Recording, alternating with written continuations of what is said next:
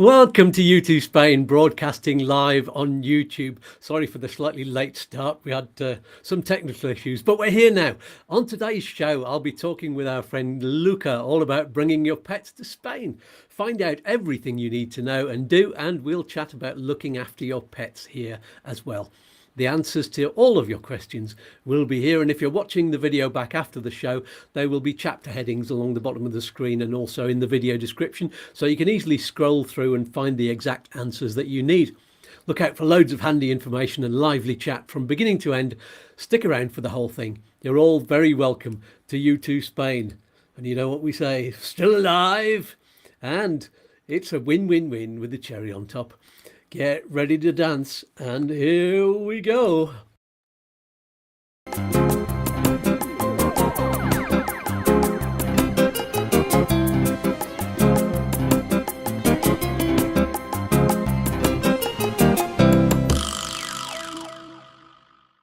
Oh yeah. Right then, just before we get chatting, don't forget to sign up for free to the monthly newsletter from our website, which will be there at the bottom of the screen for most of the show. And also enjoy a free account and advice from our lovely friends at Smart Currency Exchange, whom I highly recommend for when you're moving or buying a house here. But do use the link below in the video description, or find my link tree. There's a link in there to get in touch with them. That helps YouTooSpain out at absolutely no extra cost to you. That's also a win-win-win with a cherry on top. So without further ado, let's meet my wonderful guest for today. It's Luca. Hola, Luca. Hola, buenos dias, Skatz. Good morning, everyone. Buenos dias. How are you today? I'm great, thanks. Excellent. So let's introduce you properly to everybody watching that's not met you before, because you're a new friend to the show. Tell us briefly who you are and what you do. So my name is Luca. I'm Italian. I moved to Spain in 2020. I used to be a flight attendant, but during COVID, I decided to change my life over and move to Spain and become a vet assistant. And that's what I'm doing at the moment. I'm also a daddy of 2 wonderful dogs. Ah, lovely. Yes, me too. Fantastic. And okay, so the title of this video is Don't Bring Your Pets to Spain Unless You Do This, because of course everyone should bring their favorite family fur balls with them. You just need to make sure you do it the right way. So let's start off with the main things you need to plan in advance to make your pet legal to travel and arrive in Spain. And from what I remember from moving from Ireland a few years ago, there was vaccinations, pet passport, and microchip. And we got pet passport, but when we showed it to the people as we got to the ferry and to all of the guards standing there and checking our passports, that we said, "Do you want the pet passport?" And they said, "Oh no, you're all right. You don't need to bother with that." So after all the trouble we'd gone to, but anyway, is that a good relevant list, Luca? Yeah, that's correct. Absolutely.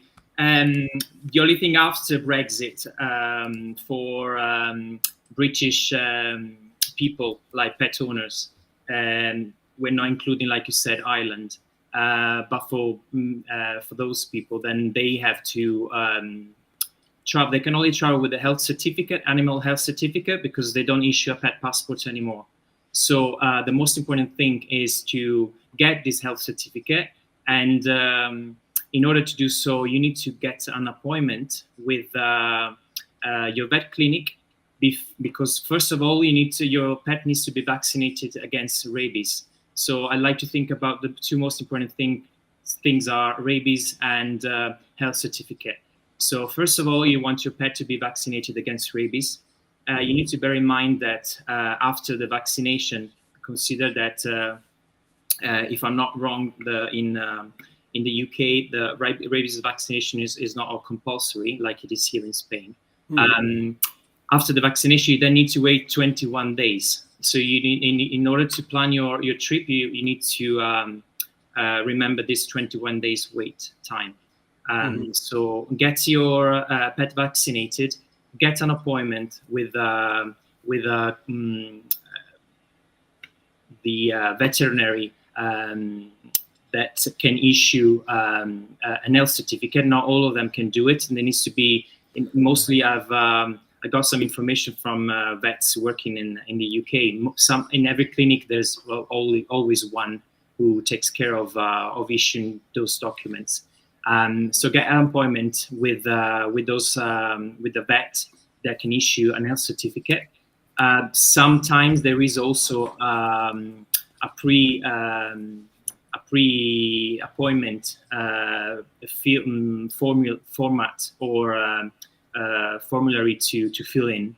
That normally they ask for your pet details, the rabies vaccination details, and where you're traveling to, because that's also very important. Mm-hmm. And then you can collect your health certificate within 10 days of your travel date. You cannot be given the health certificate before that date. So plan your rabies in advance, and get your health certificate in order to making sure that everything is up to date. The vet will run through it and will explain everything. They'll check the microchip that coincides with what's the health certificate, and then you're set to go. The health certificate lasts 4 months. It can include up to 5 pets, but the price of the health certificate per pet is there is an extra cost. Mm-hmm. And yes, and the price varies. So the average price is 150 and 180 pounds. It depends on the clinic. Okay. Yeah. So it sounds like it's a bit more expensive over in the UK. Yeah, it is very expensive. That's why a lot of clients, they try to, and fair enough, they as soon as they travel to Spain, they try to get a European Spanish passport, which is it makes a lot of sense. If I can quickly speak about that, how to get it. When you're here in Spain, in order to get a Spanish passport, your pet would need to get another rabies shot, vaccination, and the validation date starting after 21 days again. Here in Spain, that needs to be signed by European, in this case, Spanish veterinary. Mm-hmm. And in order to have your pet registered with a Spanish passport, the owner needs to have an NI number, which is basically what's called an identification number here in Spain. That before Brexit, a passport was enough. But after Brexit, the new requirement is that the pet owner needs to have an NI number. Mm-hmm. So in that case, we then register the pet passport, the microchip here in Spain, and issue a European passport, which makes travel so much easier. We have a question from Robbo, going back to the the rabies vaccination in the UK. Can you have it more than 21 days prior to your departure? And if so, how long? Is it valid for 6 months or something like that? You can have it for sure. You can have it 21 days before departure. In fact, is actually advisable to do that. Mm-hmm. In order. But how much more can you have? You can. Some people 1 month or 2 months before it can be done.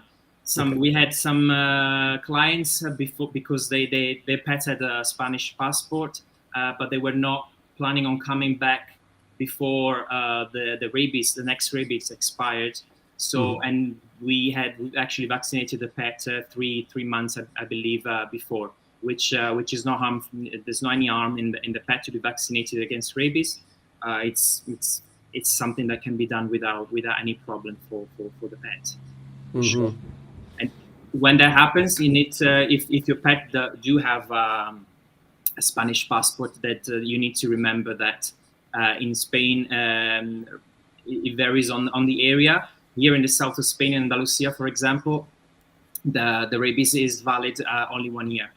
So you need to bear in mind the date of the expiry date of the next rabies vaccination in order to vaccinate your pet before. Otherwise, the 21 days rule apply again. flies again and Mm-hmm. create it. Robbo is saying it's going to cost me around £200 for the vet certificate and vaccinations. So yeah, that sounds right for everything. Yeah.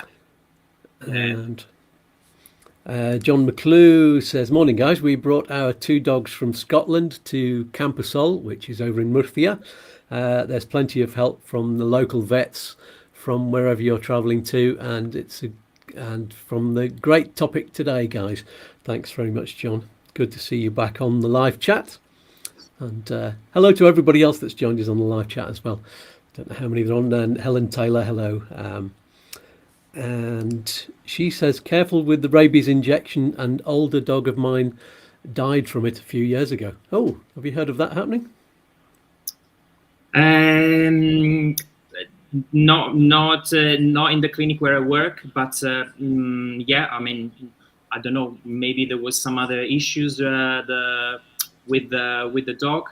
I don't know if it's confirmed that that the rabies was the only reason. Then yeah, possibly. But unfortunately, that's the requirement. So if you want to travel with an elderly pet, then you need to take that into account. But yeah, it needs. Are there any limits on age of pet? I saw that you're not supposed to travel with a pet that's less than a certain age. Yeah, it needs to be minimum 3 months.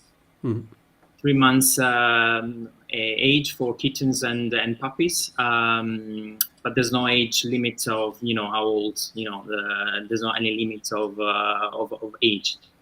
As long as it's within starting from 3 months of age, then you can travel. And you have a microchip, rabies, and like I said, health certificate or a valid pet passport. Yeah. Oh, Jed Tierney is saying this is an interesting one. He says, I happened upon a YouTube channel where a chap crossed from Great Britain to Northern Ireland because the necessary vet certification was so much cheaper, as Northern Ireland is aligned with the EU. There is still a connection there, isn't there? Yeah, it's confirmed. The people from Northern Ireland, of course, they don't need to be issued a health certificate. So yeah, that's correct. That's the right information. We have a few clients that travel with a Northern Ireland passport for their pets, and they absolutely don't have any okay problem.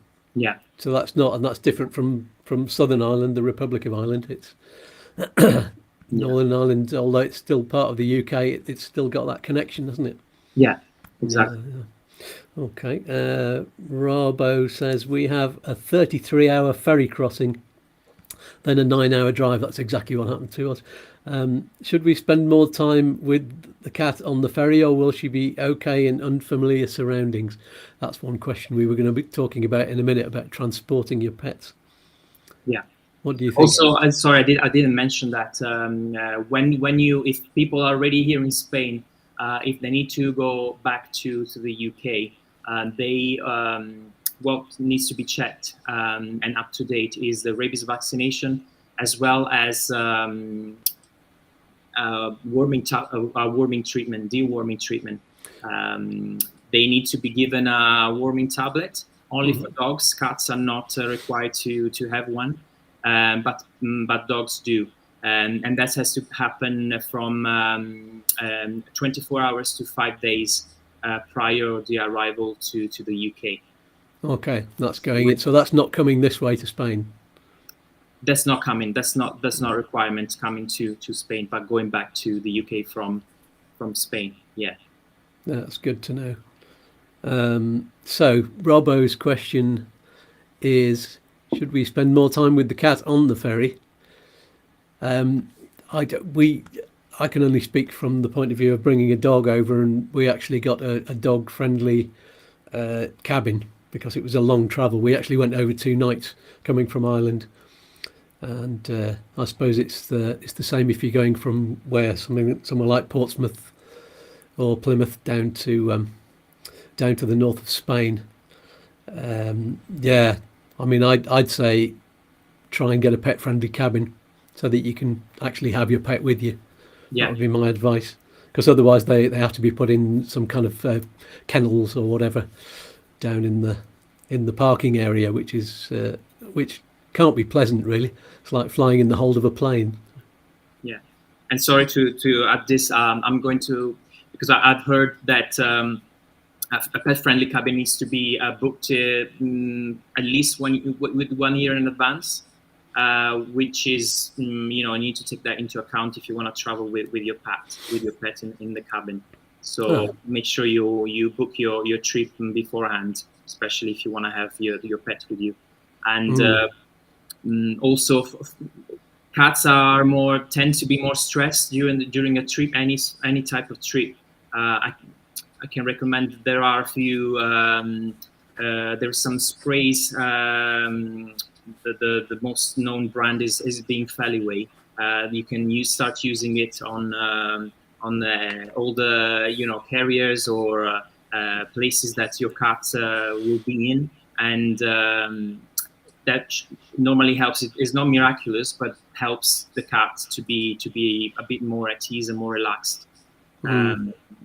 There are also some tranquilizers, but that depends on the clinic. Normally, in the clinic where I work, we don't like to do that, especially if the dog or the cat is not always with you during the trip. And if it's unsupervised, that is not necessarily advisable to do that. But there are other treatments. I wish we'd had some calming tablets for Luna when we brought her over, because she wasn't happy on the boat. The noise of the engine and everything, and we tried to leave her in the cabin on her own just for a minute while we went off to get some food, and she was instantly very, very, very anxious.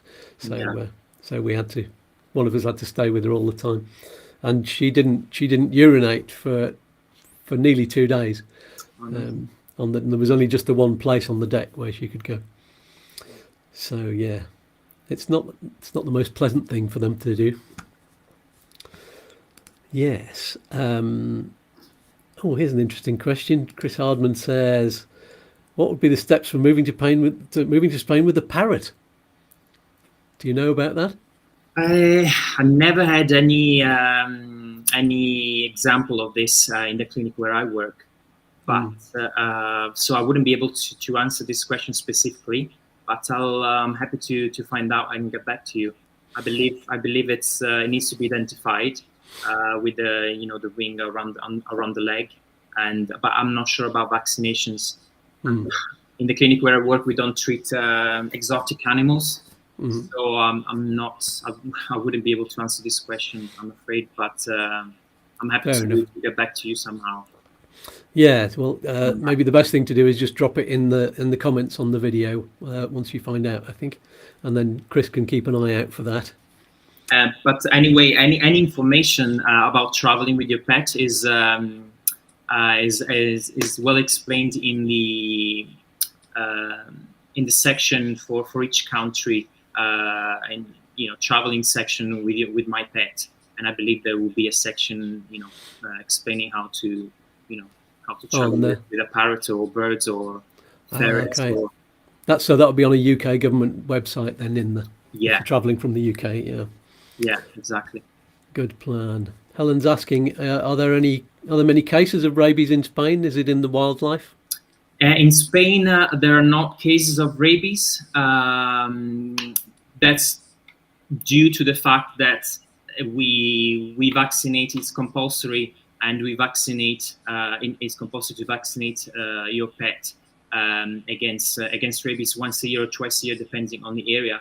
In Andalusia, is compulsory to do that once a year because of the proximity with Morocco, where yes, there are cases of rabies in wildlife, and that the rabies is quite dangerous potentially for humans, as can be transmitted from animals to humans, and that's why the control in Spain is very strict. Yeah, that's very good. Robbo says, we have a pet-friendly cabin already booked, but unlike dogs, you can't walk a cat around the boat. That's true. Yeah. And also, he's arranged with the vet to give her something to calm her, but you can't help worrying. Yeah, of course. Yeah. Pets are very precious to us, aren't they? In fact, a lot of people are more are more worried about their pets than they're worried about their own travel, really. Yeah, quite right. So we've talked about the rabies vaccinations. There's not any other vaccinations that people need to have, are there? But are there any that you might advise to have as well? Any other treatments? In order to travel, the rabies is the only necessary one. Here in Spain, once in Spain, and I believe you do that in the UK, there are other vaccinations, what we call the annual booster, which includes distemper, parvovirus, herpesvirus, and leptospirosis. In Spain, this is not one of the compulsory one, but it is advisable definitely to do that. Not necessarily for the sake of traveling, but for the health of your pet, especially if you move here permanently to Spain. Yeah, you're not just traveling. And we've mentioned the microchip just briefly in passing, but and this is the so if you're microchipped in, say, the UK, would that automatically transfer over to Spain, or do you have to re-register? No, that need to be re-registered here. What happens if it's not done? Your pet, if it get lost, won't be able to be tracked. Let's say somebody moves here from the UK to Spain and don't register their pet. Normally what happens, the pet will be brought to a vet clinic and the microchip read. But if there's no registration in Spain or in the area where the dog was found, then the microchip cannot be associated with anyone. Yeah, so that's why it's very important to register your pet here. Yes, and can it just be re-registered on the same chip, or do you put a new chip in? No, that's is on the same chip. Okay. What we need is a scanned copy of the health certificate or pet passport that needs to be sent to the main office, administrative office, and they're gonna do some checks to make sure that the dog or cat really belongs to the person, and that the microchip can then be registered in the area where the pet is now living. Great stuff. But there's no microchip. There's no new microchip. Okay, that's good to know. And if you're coming from another country, not one of the EU countries, they've all got pet passports, have they? They've all got standard ones? Yes. Normally they do. They do have pet passports, and we are able to sign those passports normally if they are within the EU countries. The problem with the British pet passport is the fact that no European vets are allowed to sign one of those documents, and vice versa. No British vets should be able to sign any European pet passports. Okay. But yeah, we do use a lot of clients from other countries that got their own pet passports, and they can travel with it. And once they need to go back to their own country, then once again we need to have a list. We have a list in the clinic of the countries where apart from the rabies vaccination, which is always required, they also need the worming tablet. Some countries do, some countries don't. Right. Jed is saying, can you recommend a pet transport company to do UK to Spain and back again? I've only ever had one, and I think we've had two on the show over the course of the 3 years that we've been on.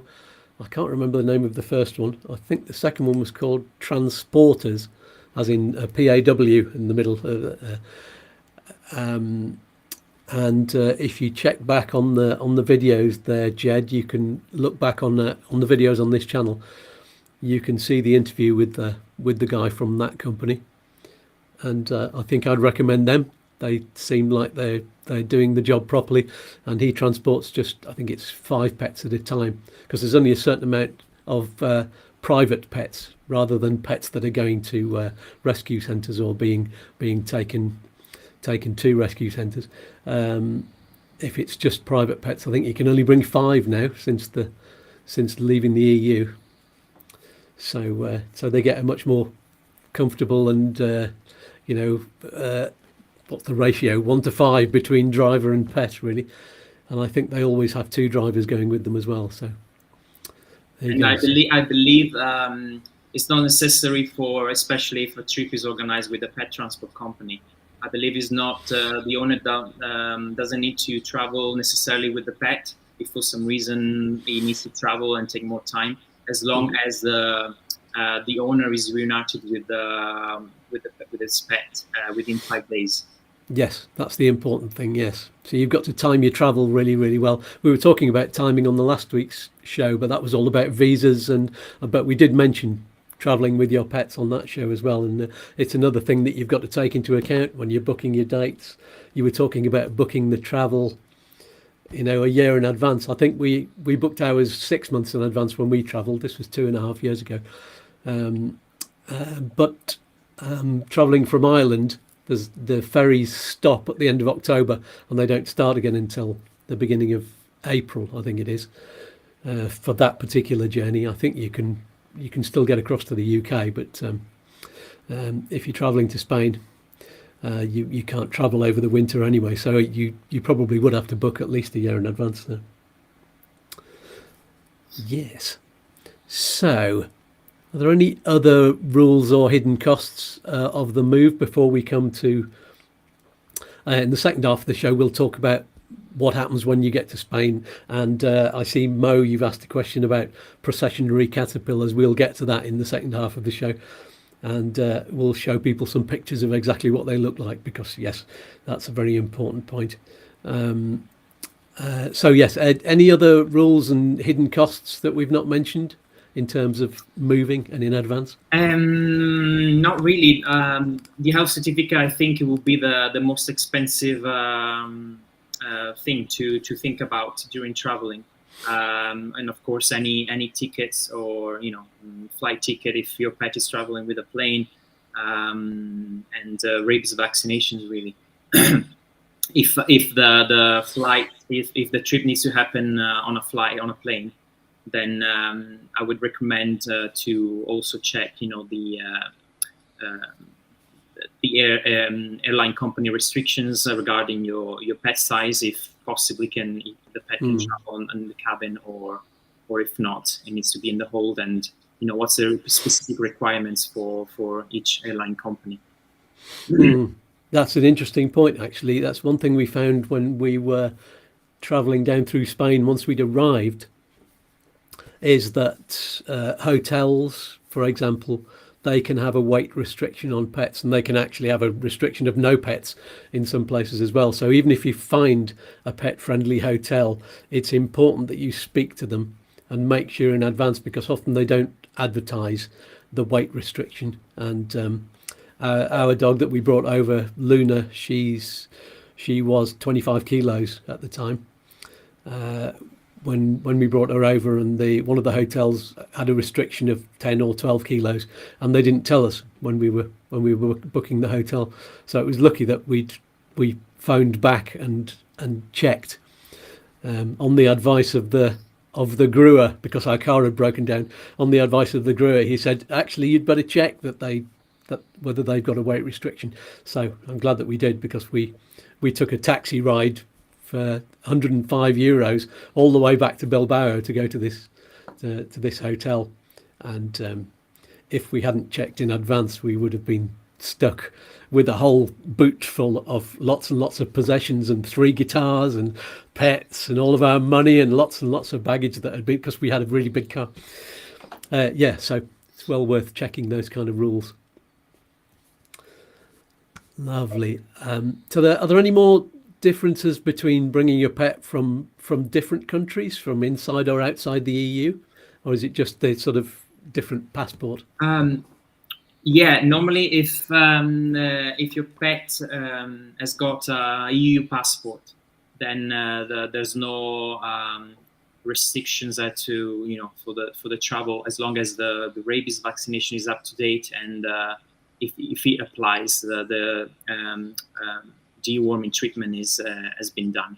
And for the other countries which are not part of the EU, and that's we also need to check it, in case it applies. If some clients of ours who want to travel somewhere else, we like I said, we check ourselves, because we need to do it and check the list of countries and what's the specific requirement. And that's why it's important, especially if you're traveling from outside the EU to the EU or vice versa. It's always important to plan your trip and know everything beforehand, in order to make everything, sure everything is ready at the right time. Absolutely, yes. Planning is imperative. There we go. So the questions that we've got on the side there in the live chat are about the caterpillars and also about pet insurance. We will definitely come to that. That's going to be the subject of the second half of the show. So in the meantime, let's go for our usual little break that we have in the middle, and we'll have a quick message from me and my alter egos, the voices inside my head, about the wonderful things available to you as YouTooSpain fans. So take it away, Scats and friends. Are you getting the most out of YouTooSpain? I don't know. Did you know that apart from these Saturday morning live shows with expert guests, or expats with really exciting stories to tell, it's like the Graham Norton show, there are videos every Wednesday evening, packed with all the information you need, so we can move to Spain and enjoy living here without paying tax. No, Colonel, that's illegal. But you can find out how to navigate the bureaucracy successfully. Well said, Walter. How do I find the videos? Just subscribe to the YouTube channel, darling. And click on the bell, you useless Colonel. There's a playlist here called Video Diaries. Oh, now that is Skatz's thrilling personal story about his life and health in Spain. Still alive! Hashtag FOF. You can support YouTooSpain as well, my darlings, if you think you've learned something valuable, or if you've been entertained. Skatz looks like he needs your support. The poor bugger can't even stand up. If he was a horse, I'd shoot him. Colonel! He's not a very nice man. It's all right. He's just a two-dimensional stereotype. Aren't we all, sweetie? I'm not. Brexit! Moving on! So how do we support YouTooSpain? Use the QR code in the corner. Or there's a link in the video description below. I can't find it anywhere, darling. In the video description, you idiot. I've warned you, Colonel. I'll send you back to the nunnery. While you're watching or pausing, below the video, you'll see the title. Just here. Oh, I see it. Not far below that, there's a description of what the video is all about. It says, read more. That's right. Just click or tap on that and lots more text appears. What's the information all about? There's contact information for the expert guests and lots of links to other related companies that I recommend. And they help out YouTooSpain if you use those links to get in touch with them. There's so much down below. Does anyone have a pen? No need, Tommy. You can find everything on our website, YouTooSpain.com. And don't forget the Facebook page and the YouTooSpain community group, where you can talk to other people like you. There's no one like me, sweetie. Thank goodness. Is that everything? There's a guest waiting to tell me things. Oh, I do like things. Where's Doogie Dog? That used to be his line. I'm stuck behind a wall. Oh, sorry, Doogie. I'll come and find you after the show. Thank you, Master. Get back to the show. I need to go and punch some servants. Oh, Colonel. Back to Skatz in the studio. Thank you very much, Skatz and Walter and Dick, Tommy, Colonel and Doogie Dog behind the wall for joining us. If you have any questions for any of them, then do ask below in the comments. And I should mention the signing up for YouTooSpain again, the website. That's a lot of the videos that we make on the Wednesday, especially.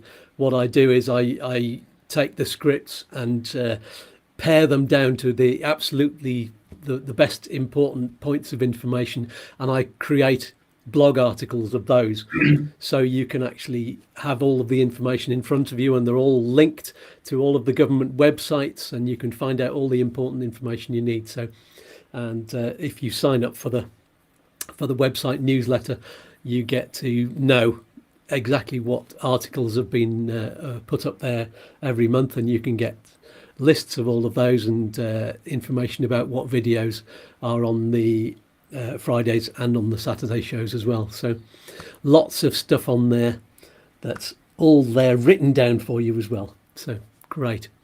So welcome to part 2 of the show, and I think we're talking about what happens when you move to Spain. This is what you can do and what you should do once you're here. And like I think we've said before in the first half, registering with your local vet would be the best start, wouldn't it, Luca? Yeah, definitely, especially with the new law is a requirement. It's compulsory to do that, and it's also very important for your pet. Like I said, if in case your pet gets lost, it's the only way to track it down.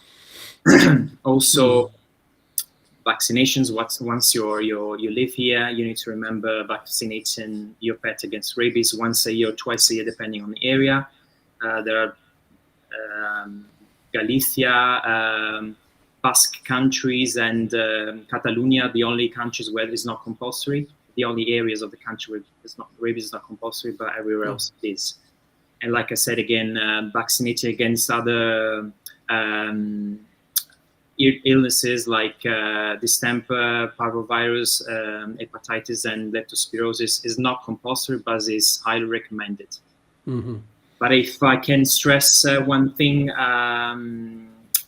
once you move here to Spain, or even if you're on your trip, on a temporary trip to Spain, is to protect your pets, especially dogs, against the sandflies, which transmits leishmaniasis.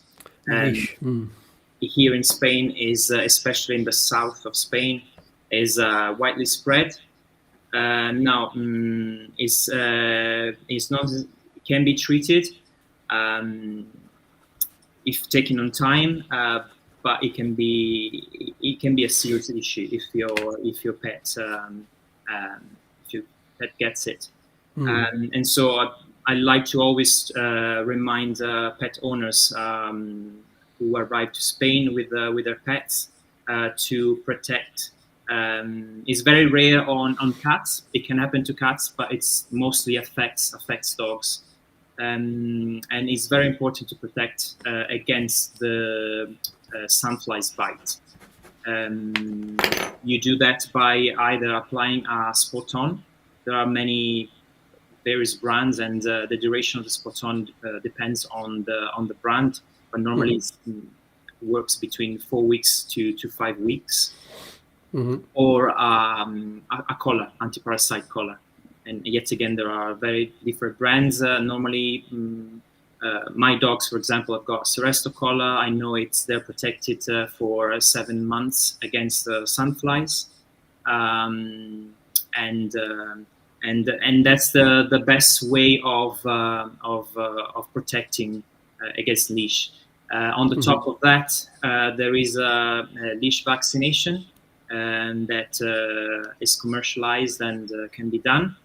But more important than the vaccination is prevent possibly your pet to be bitten by a sandfly. Can you have your vaccinations before your pet's registered? For example, if it's taking a while to get your NIE and your TIE through, can you immediately go to the vets and protect your pet?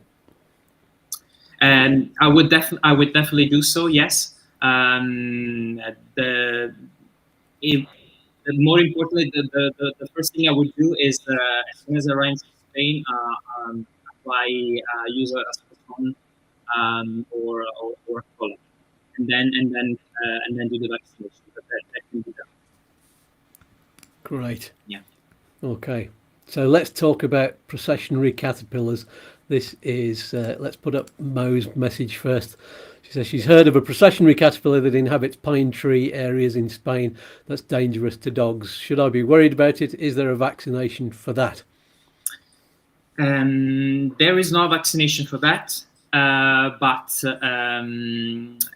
and therefore it's the most important thing is to keep an eye on the surrounding areas where you're walking your dog. For those caterpillars, they are potentially dangerous, yes, for your pet. And they normally are around in the winter time, December up to February, March, depending on the temperature as well. But with the climate change, you can sometimes start in October, November, but normally it is the winter time.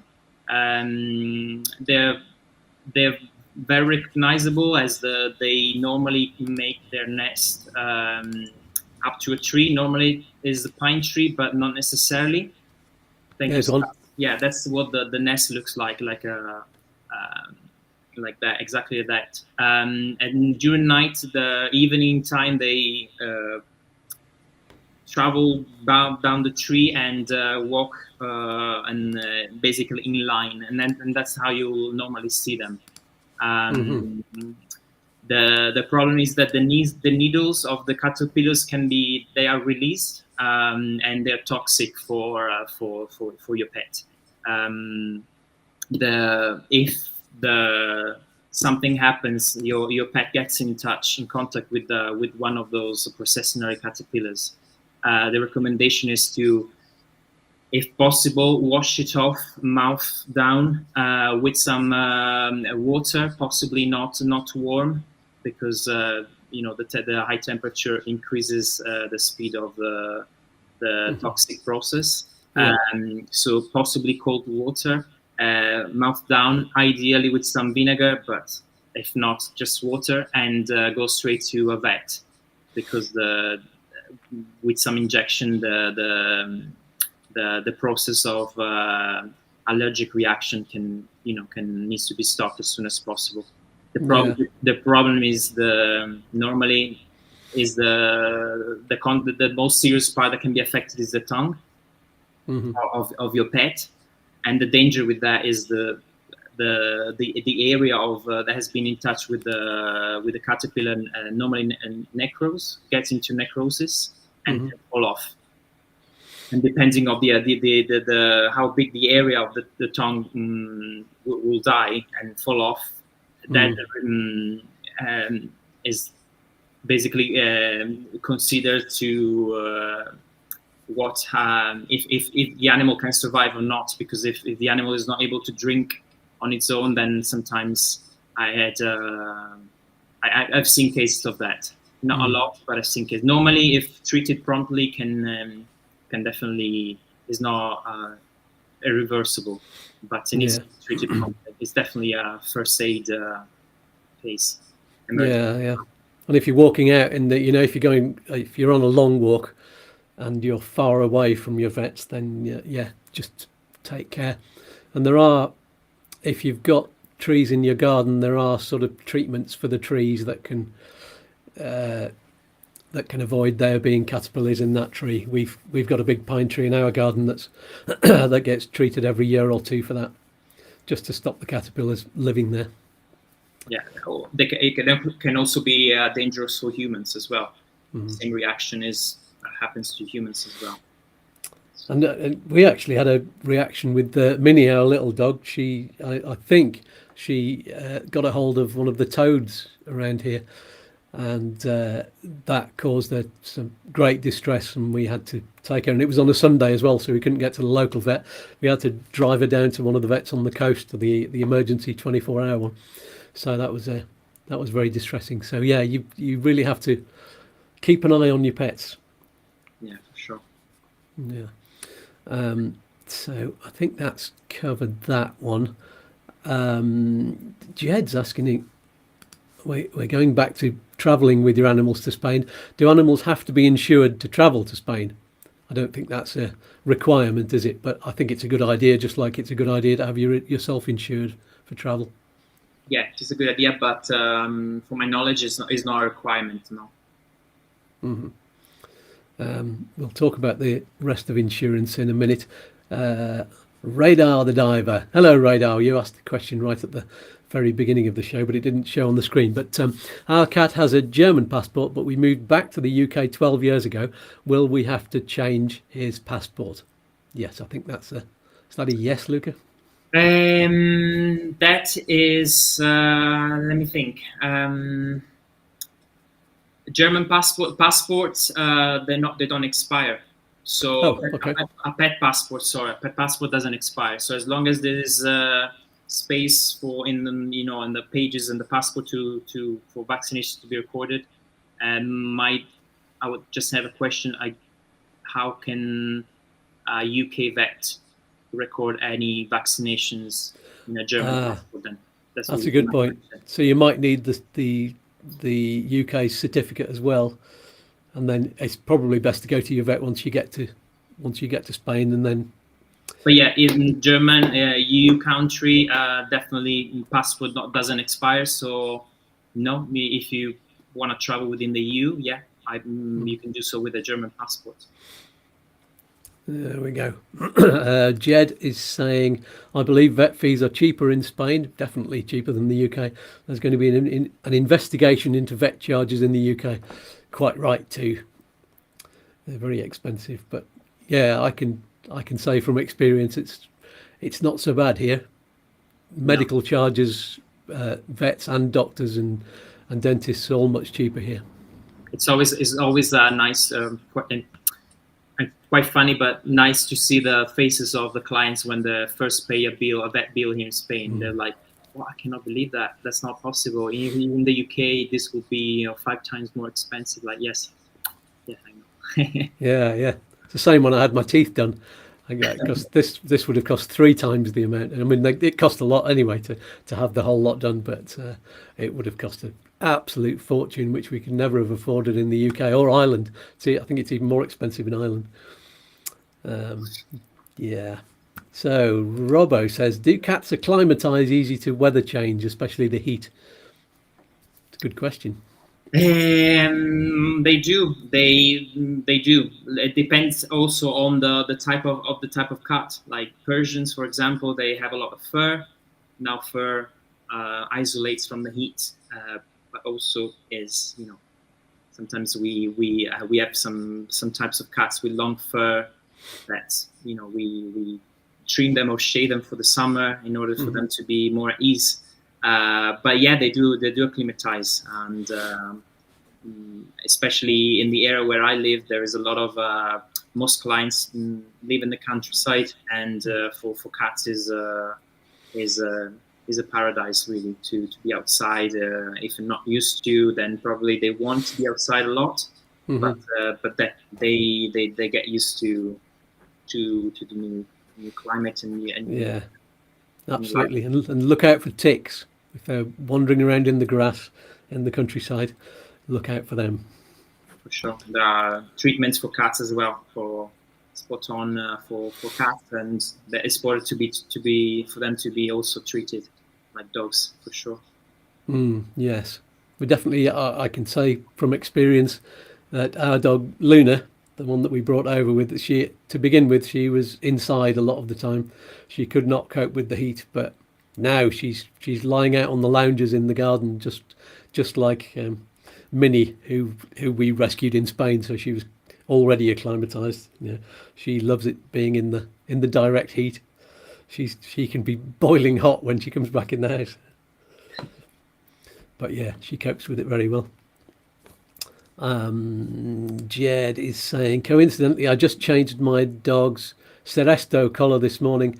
Cost me £37 for a collar suitable for dogs greater than 8 kilograms.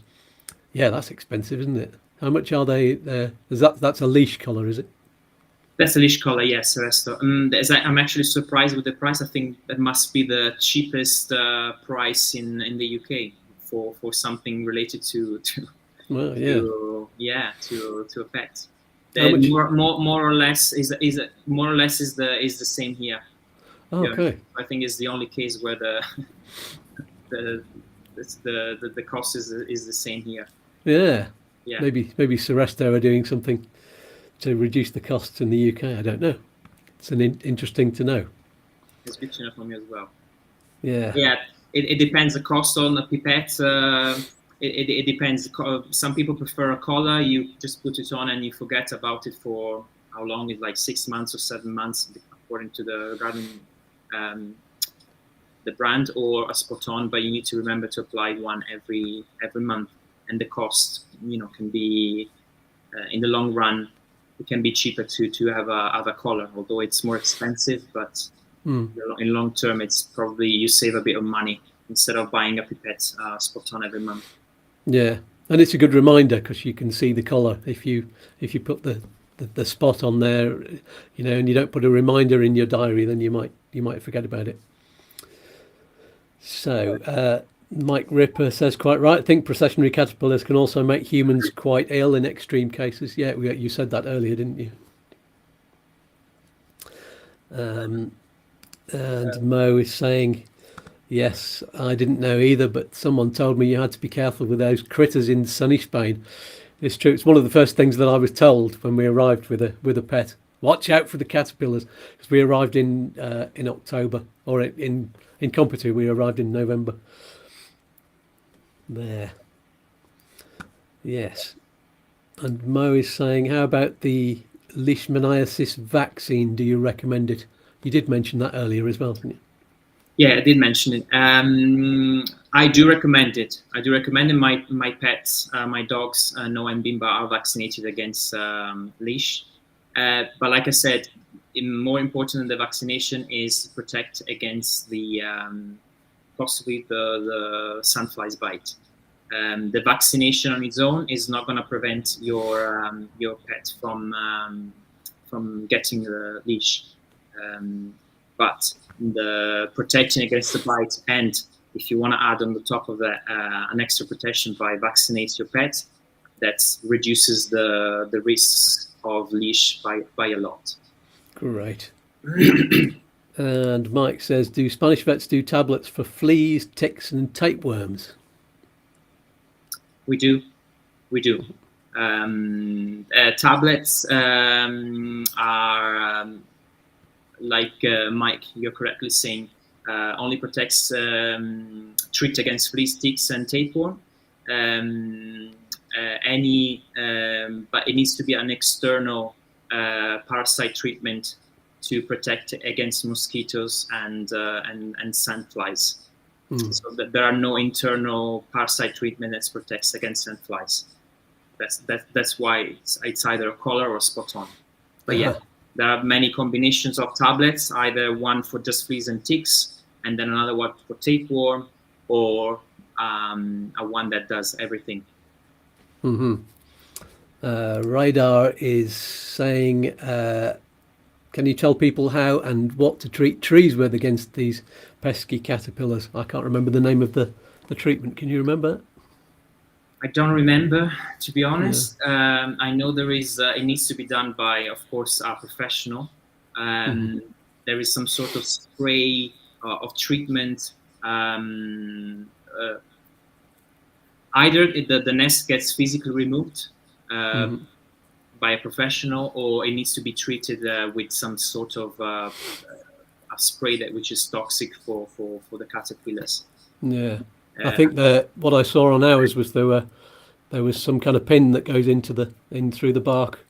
So it's some kind of injection into the tree that was all the way around, I think, but I can't remember what it was called. But I think if you Google that, but as Luca said, ask a professional to do that because it can be nasty for humans as well. So yeah. Good. Let's talk about, we mentioned insurance earlier, and there is a new animal welfare law that's not been brought into law yet, but it's going to be quite a big thing that's coming up soon. It's a big document, what you say, 70 pages. So we're not going to go into minute detail. It's going to be implemented this year, I think. Give us a brief bullet point review of it, Luca. Sure. So the new law is from last year. Is a draft law. Some points have been approved by Spanish Parliament. Some are still in the process of being approved and details being confirmed. Mm-hmm. And one of those parts which hasn't been approved is the pet insurance for third-party liability insurance. Mm-hmm. But like you said, he's been worked on, and possibly and hopefully the details will be made public as once it will be approved. The parts that are already current, the parts of this new law which are current are, and it's exciting to see, especially here in Spain, where some of those were really needed. One of those is that all your pets needs to be registered.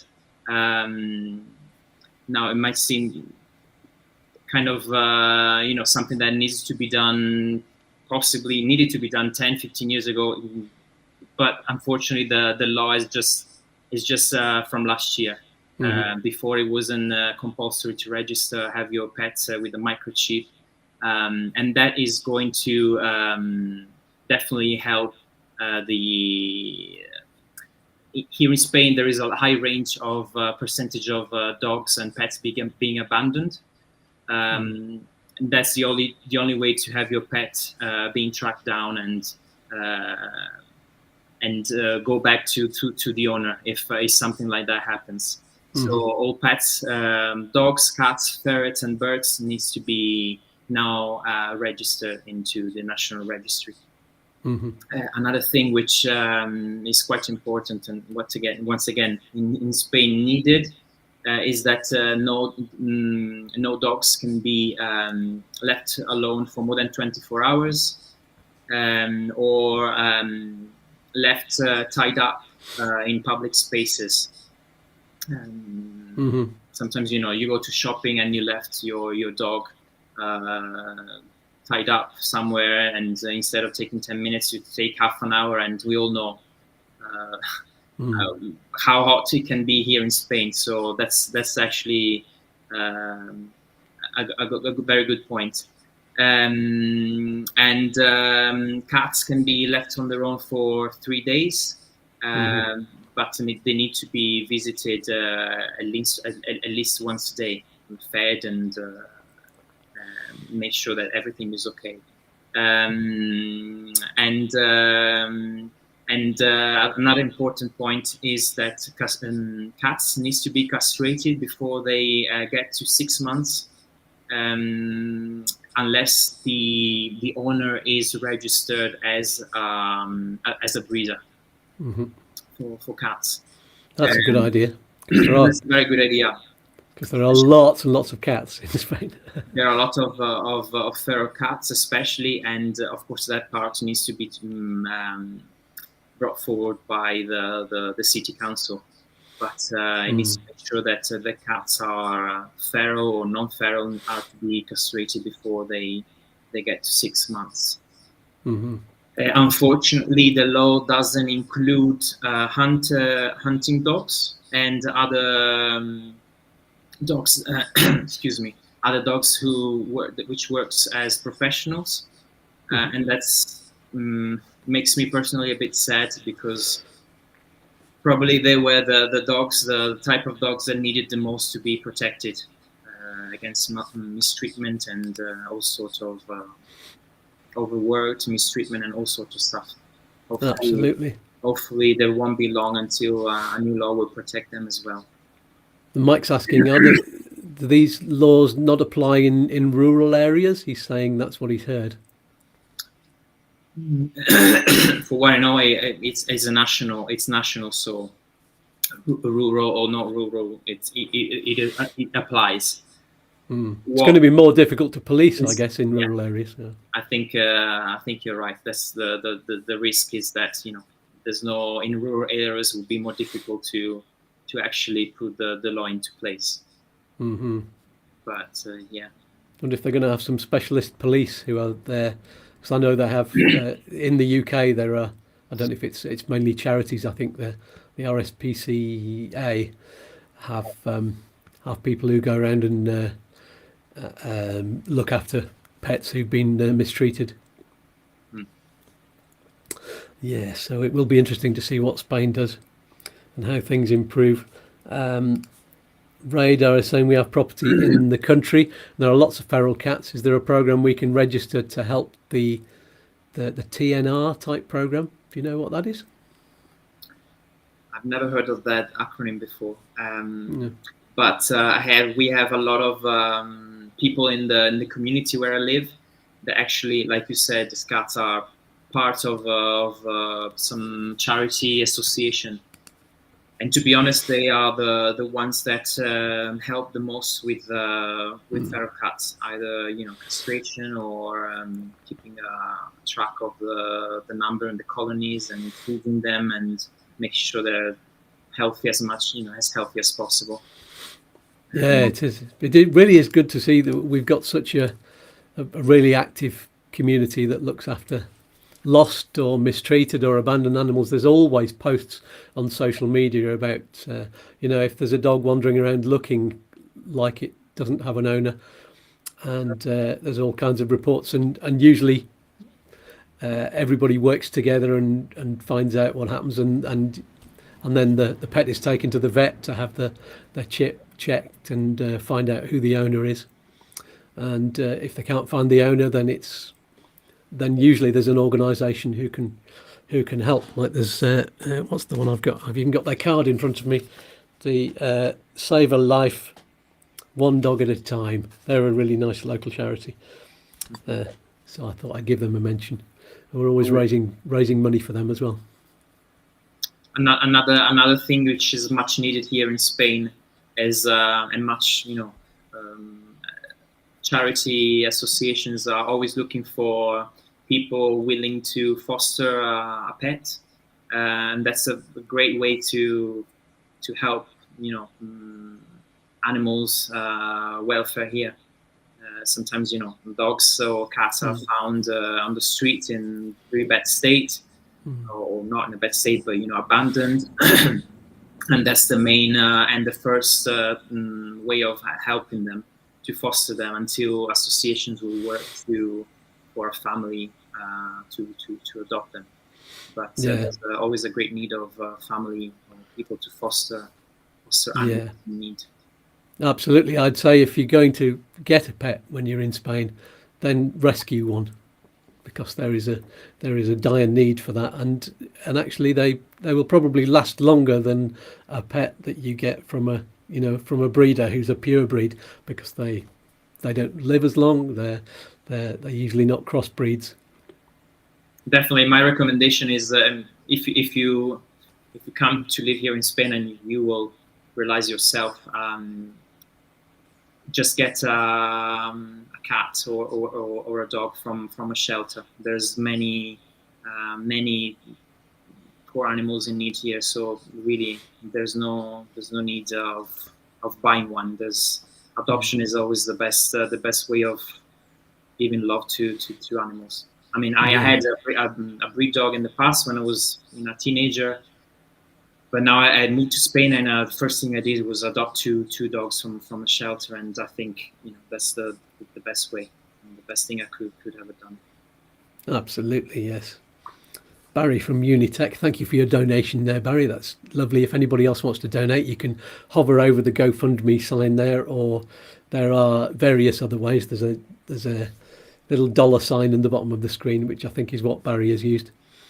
And so yes, thanks very much. And he says, good morning, Skatz and Luca, back home from Rhodos. Our 5 cats were glad to see us and say hi. I see. I didn't know you were a cat man there, Barry. It's lovely to see. And Mike Ripper says, let's just go back to what Jed says, because he's remarking on that. When I was in there, a woman told me that dog feces that weren't removed from public areas could be DNA matched with dogs, and the fines were quite large. Is this something that's happening already, or is this going to be part of the new law? I've heard. I need to investigate on that, but that's like what I've heard as well. In some cities, I believe that doesn't affect rural areas. So that's probably going back to the previous question. That I don't think it will affect, at least for the moment, rural areas. But I've heard big cities, they will have a mean to track the DNA of your dog or normal dog. By analyzing the feces, and that's a fine will be what will happen. So Mike saying good luck with that one. It's disgusting, the amount of unpicked up dog feces in Spain, especially in parks. Dirty humans not caring for the environment. True. There we go. So so at the moment, dog insurance isn't compulsory, but you can actually get policies for dog insurance as well, can't you? Are they more expensive or less expensive here, do you think? I think it's. I think it might be a bit cheaper here in Spain, and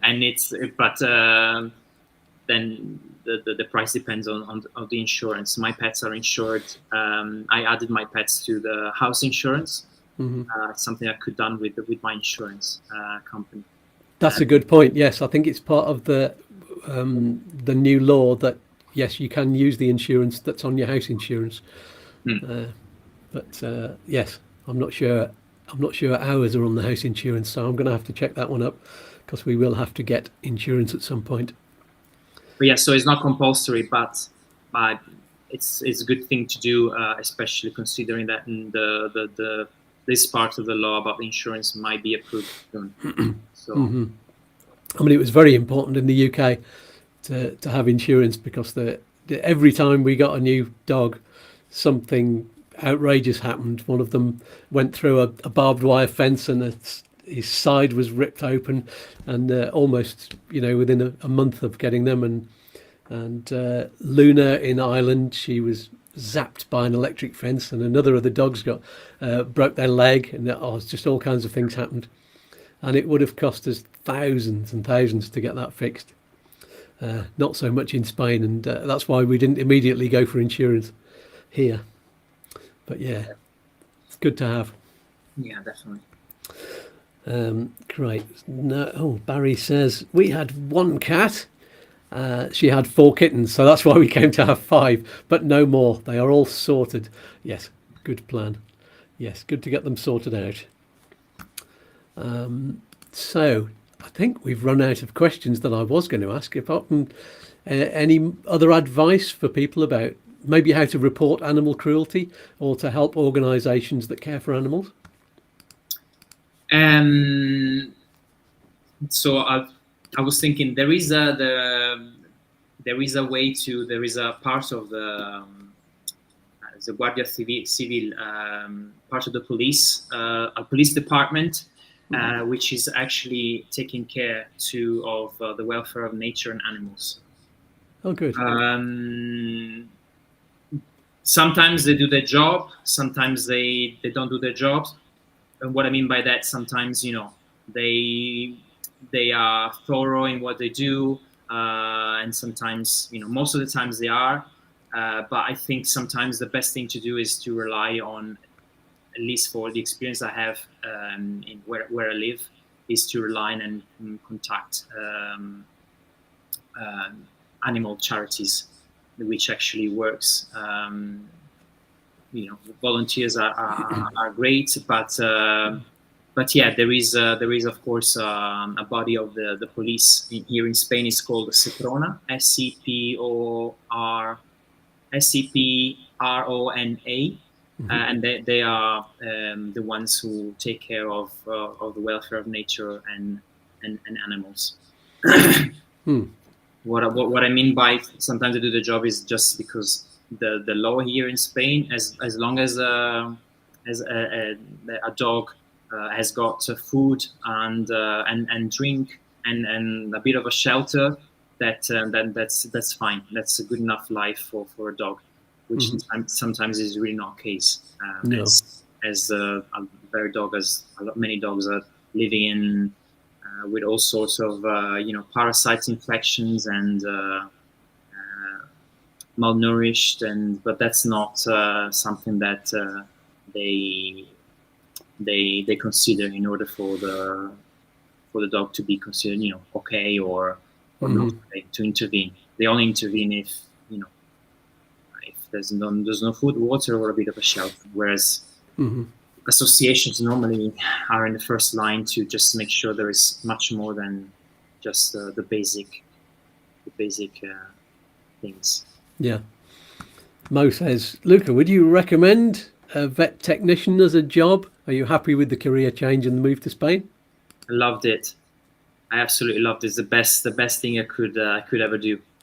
I'm so happy. I made that choice 4 years ago, and I just love being something that I always wanted to do, and it took me just 35 years to actually change it and finally achieve this dream. So yeah, it's just great to be in touch with animals every day. Yeah. Just finally, Mondays are actually the best day of the week for me when I go back to work. Fantastic. That must be. It also must be a brilliant job for getting to know the community as well, because so many people have animals, and you get to meet them all when they come in and talk about their pets. And if you're the sort of person who's not very good socially with people, then having a pet that is the connection between you is a really good way of meeting people. Yeah, absolutely. Fabulous. So, anybody, if you have any more live chat questions, then do ask them now, because we're coming towards the end of the show. While we're waiting for any more questions to come in, because there's a slight time delay, let me just remind you that if you have questions after we've gone off the air, put them in the YouTube comments below, not on some random Facebook expat group, because if we want everybody to get the information and the answers to the questions, and that needs to be on the YouTube where everybody can find them. So, and they'll get their answers and all of the help they need for free. It's a win-win-win with a cherry on top. And don't forget to smash the like button, by the way, and subscribe and click on the bell if you haven't done so already, so you'll be the first to know what's coming up on the live shows and the midweek videos and the video diaries every week. So just while we're waiting for any more questions, do you have any final advice for everyone, Luca? I'm thinking about planning the main topic being the moving here to Spain with your pet. Just plan your trip in advance. Get your pet used to the travel means. If you're traveling by car, you can get your pet used to being in a car with some training, some sort of treats to as soon as keep your pet in the car or wherever it's going to travel in the carrier for starting from 5 minutes, and then increase the time and making it a positive experience for the pet, so that when the time of the travel arrives, it will actually be as less stressful as possible for your pet. Yeah, good point. Because our dog wasn't used to being in any kind of cage or any kind of enclosed environment, except where they slept, which was a much bigger area that they had. So it took her a little while to get used to the cage that we put in the car, which was to keep her safe there. And excellent advice. Jed is saying, what does Luca think of the palio in Siena? What's the palio? That's a very good question, because being Italian, I know exactly what it is. I've never personally been attend one of those events. I know it's a folkloristic, touristy, and traditional event. Personally, I don't think they will ever get rid of it, as I don't think they will ever get rid of what you call the bulls the show. bullfighting, yeah. Bullfighting here in Do Spain. you not think they'll get rid of it? I think they will in maybe 20, 30 years eventually. Yeah. In 20, 30 years, it will be too much of a time for more bulls to go through it. Yeah. Palio di Siena, I don't think is the best thing for poor horses to be in. Is a traditional show in Siena, which hundreds of people attend every year, and but yeah. Personally, I agree with that type of show, but and hopefully they will get rid of it soon, or the rules will change, and there will be more rules to protect if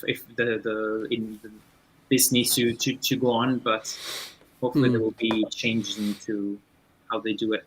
There's been one recent change I read about I think in southern Spain in the newspapers. They've got rid of it was a special prize given by the government for best bullfighter or something like that, and they've removed that because they're saying they don't think that public money should be spent on these kind of events when more and more people are disagreeing with it. As the younger people start, because it's more younger people that disagree with it really, and it's much more older people that go and see these bullfighting events because it's a tradition really. So I think the longer it goes on, the fewer people will attend, and it will hopefully die out. I'd personally like to see an end to it straight away, but there you go. I'm not sure I have the right to say, although I'm a resident, so maybe I do. Yeah. Okay. Mike says our dog travels with us in our motorhome. She prefers it to the house every time we arrive somewhere. Now she's the first out the door to explore the area.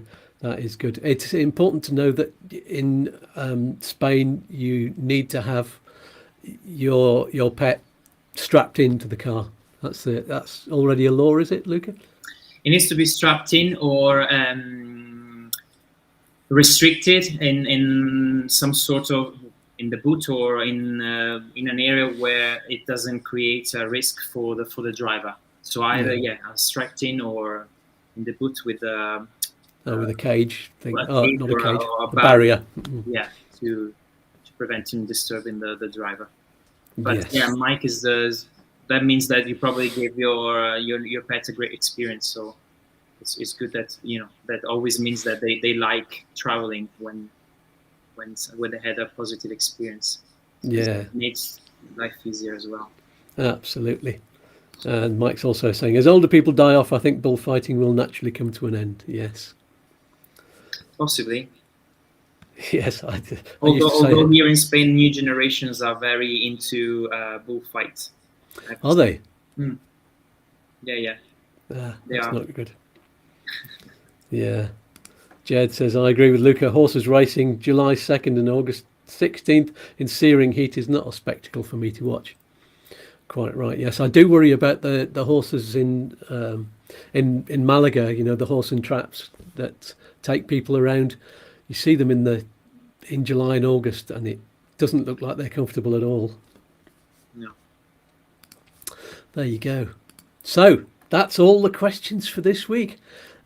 Before we find out what exciting guest I have on next week's show, let's all say a huge thank you to Luca and give him a massive virtual hug and a kiss. And thanks very much for being on the show, Luca. Thank you, Skatz, for inviting me. Thank you, everyone, for your questions and your participation. And happy travel to Spain. Yes, indeed. And hopefully we'll see you again soon someday. Yeah. And bye for now. Bye, everyone. So, who do we have on the show next week? Well, it is, of course, Chris from Upsticks, and I believe we're going to be having a look at all of the many taxes and charges you might encounter in Spain. And as you know, Chris and I aren't tax experts, by the way, so this isn't going to be an in-depth analysis by experts. It's going to be a very handy overview from the point of view of ordinary people who are moving here to Spain and living here, just to give you an idea of what to expect. Don't forget, then you can ask questions in advance on our Facebook page and group, or under any of the videos. Feel free to chat away and share your experiences of moving to Spain and living here. Excuse me. Thanks once again to all of you for joining us on the live chat. Jed and Mike and Mo, especially, and Barry, for asking all of the questions, and all of the others. And all of those of you who haven't even said hello on the live chat, do feel free to wave or just put a little comment in. It does help the channel, helps more people to watch as well. It's all to do with the AI and the algorithms. So and thanks for leaving messages. Thanks for everyone who's watching back afterwards on the video and leaving comments and hitting the like button and supporting us with donations. Yes, the donations and memberships. It's all very much appreciated. You can make a regular donation on a weekly basis or a monthly basis. Very much appreciated. I'll see you either on the midweek video or the video diaries on Fridays, or live on Saturday mornings on one of my song videos. And the Saturday mornings, of course, are at the regular time of 9 o'clock if you're in the UK or Ireland or Portugal or the Canaries, or 10 o'clock if you're in Spain or Central Europe. So that is all for this week. Someone pass around the pet cookies, and peace and love to you all. Peas and fluff. And here's one final message from all of the voices in my head here at YouTooSpain. Bye for now. Goodbye. Toodaloo. Peace and love. Peas and fluff. Oi oi. Don't do anything I wouldn't do. One more cosmic dance? All right then. Look, Mum, I'm dancing. Oh, I'm all a quiver. Let's dance.